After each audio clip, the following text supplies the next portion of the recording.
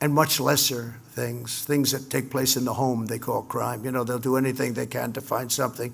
If a man has a little fight with the wife, they say, this was a crime, see? So now I can't claim 100%.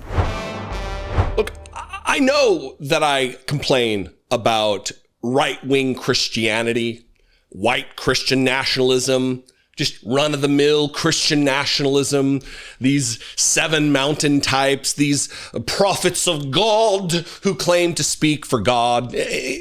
I know. And the reason I've talked about it for so long is because now people are starting to wake up to just what danger we've been facing for years and years and years that's been building, that's been growing, that's been manifesting, that's been metastasizing in the body politic of the United States of America. Here we are. Yesterday, Donald Trump gave a little speech at a religious panel about religious liberty or some nonsense. And I want you to listen. I got two clips here, two brief clips. And I want you to listen to Donald Trump, obviously, but also listen to, every video today. But also listen to the crowd. Listen to Donald Trump, but also listen to the crowd. How the murmuring and the applause and the laughter at the things that he's saying. Because it just doesn't line up with the ideologies they claim to back, they claim to support, they claim to hold dear. You hear a lot about deeply held religious convictions, and that's why you can't say that to me. You can't make me wear a mask during COVID. You can't make me get a vaccine because I have deeply held religious convictions, right? And yet when Donald Trump talks about rape adjacent talk, chortle, oh, funny. When Donald Trump acts like beating your wife, domestic violence isn't a crime. Oh, yes, crime is down. There's no crime indeed. It's all just a bastardization of what they claim. Remember back in the 90s, whenever the WWJD bracelets, everybody, what would Jesus do?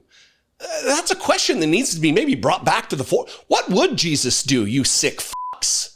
What would Jesus do? Would Jesus make jokes about, well, she's either going to allow it or we're just going to do it, says the guy who's been credibly accused of sexual assault, who's been adjudicated by a court of being guilty of sexual assault, saying it doesn't matter if she says no, if she better just allow it because it's going to happen. It's just gross. The president of the United States backed by these Christo-fascists. Let me read this headline from the Washington Post. Trump downplays domestic disturbances as he touts DC crime reduction. The remarks came during an address at the Museum of the Bible, at which he unveiled an initiative aimed at increasing prayer. That was the goal of this meeting, to increase prayer.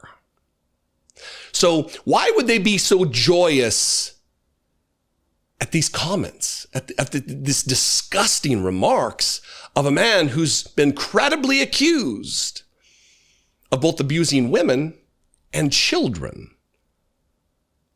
who's remarked on multiple occasions about how he would love to have sex with his daughter? You know, just like Jesus would, right? This is from the Washington Post, 2 paragraphs. President Donald Trump minimized the seriousness of domestic disturbances. Why are they calling it domestic disturbances? It's domestic violence, Washington Post. What is with this benefit of the doubt talk and this kid glove nonsense? Call it what it is. It's men beating and battering their wives. President Donald Trump minimized the seriousness of domestic disturbances Monday as he touted the impact of his campaign to reduce violence in D.C., accusing city officials of inflating crime numbers by including incidents that, quote, take place in the home, such as a man's little fight with his wife. Trump cited the issue during a half-hour speech at the Museum of the Bible, describing such domestic disturbances as much lesser crimes that are included in city statistics, thwarting his ability to declare victory after taking over policies in the nation's capital. It's worse than that, of course. Here he is using rape apologetic adjacent language relative to the mayor of Washington, D.C., who is complicit, who is fully endorsing what's happening right now, maybe in word, but not in emotion. Maybe she doesn't want to, but, she doesn't really have a choice because, it's the president. It's all on us to oppose fascism, especially if you hold public office, whether or not it's going to make you not hold your office anymore. We're either going to lose our country, and if we lose our country, you lose your job anyway, Muriel Bowser. Watch this first clip. And again, D.C. is right now so safe you can go out. Friends of mine called, one in particular, who's been in D.C. for a long time. And he said, I haven't gone out in 4 years for dinner with my wife. The restaurants were all closing because people were afraid, even if they were in the restaurant, it didn't matter. They were held up. Guys would walk in with guns into a restaurant. And that's over. It's not happening. It's now safe. And this man said, I've gone out to dinner in the last week and a half 4 times.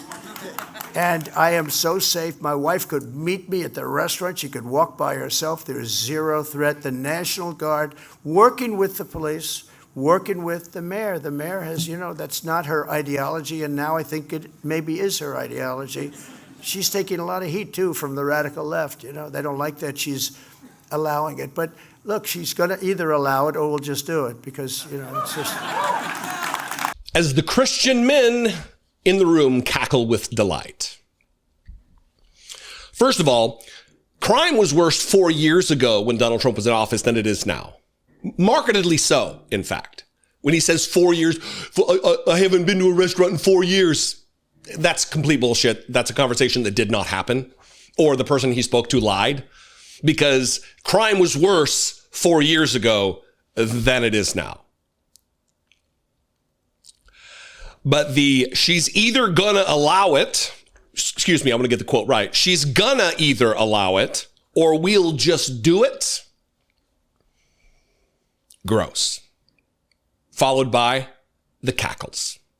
Here is where he downplays domestic violence, acting as though it's not a crime. And that if not for them counting domestic violence as crimes, there would be zero crime in Washington, D.C. And the same hilarious laughter from the Christians in the audience you're going to hear. The clip picks up right where it left off. Look, she's going to either allow it or we'll just do it because, it's just... But she understands that. No, she understands that. But I can tell you the people of D.C. are thrilled. I have never had so many people. The other day I had a big scrum in front of me of the press. And I said, everybody here, or many of you have been mugged, right? And they're all going like, and these aren't people necessarily on our side. They're all going, yes, yes, yes. What about you? Yes, it's true. I was a couple of times. Every one of them. It's crazy. Not going to happen anymore. So right now we went from one of the most, and some people say the worst, the most violent city. Can you imagine our capital being the most violent city? But it was really bad, into a totally safe zone. It's called a safe zone city. There's no crime. They said crime's down 87%. I said, no. It's more than 87%. Virtually nothing. And much lesser things that take place in the home they call crime. They'll do anything they can to find something. If a man has a little fight with the wife, they say, this was a crime, see? So now I can't claim 100%. So we're supposed to believe the guy who fired someone for bad numbers at the Bureau of Labor Statistics about these numbers? Nothing from this government can be trusted now. This government that's now taken away vaccines and all the other nonsense based on fake numbers that they put forward. They don't even ring true with common sense. But all of this, the people of DC are thrilled. I'm a people of DC. I can tell you I'm not thrilled. My wife is a people of DC. I can guarantee you she's not thrilled. I have many, many, many friends in this city. They are not thrilled by what's taking place. In fact, they have joined us at protests to come against what's taking place. And the claim that this scrum of reporters before him, every one of them had been mugged, some of them twice. I've never been mugged. I've never been approached. I've never been attempted mugged. My wife either. He's a liar.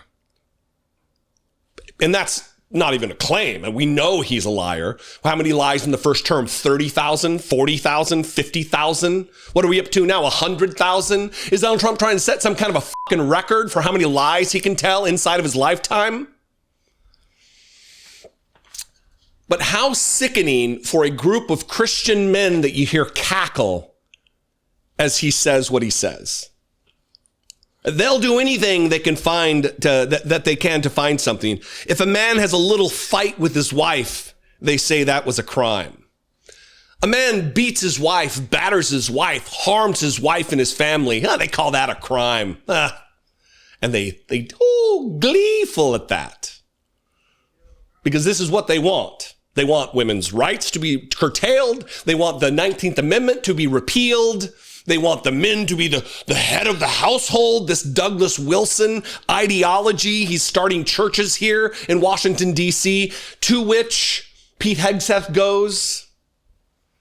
This is standard operating procedure with this fascist ideology, this fascist twisting of Jesus's beliefs and teachings. I'm not really in any condition to continue to talk about this shit because it's fucking infuriating. So I'll leave it there. I'll leave this to you. I love and appreciate you guys. Thanks for sticking around, putting up with my infirmed condition. Hopefully, I'll be a little better tomorrow. I thought I would come in here and it would be, I felt good when I woke up. I mean, still felt sick, but as soon as I prepped videos and did the stuff that I needed to do to get ready for what I do, it just, it started going downhill. So anyway, I appreciate you very much.